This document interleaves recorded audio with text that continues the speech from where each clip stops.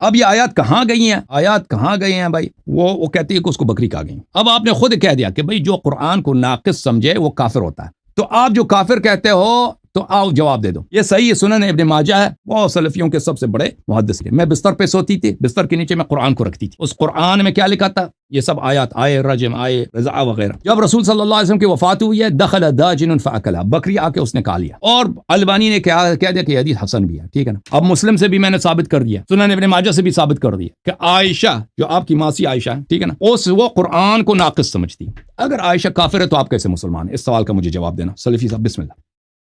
सल्फी भाग गया ना, अभी तक था वो, उसने सवाल सुन के काट दिया उसने, अभी तक वो था इधर, भाग गया ये साला, ठीक है ना। ओ भाई जवाब दे दो ना इसका। ये तेरे पास नहीं, तेरे अब्बे के पास भी नहीं है। ये आयशा को कब्र से निकालो, उसके पास भी इसका जवाब नहीं है, किसी के पास इसका जवाब नहीं है।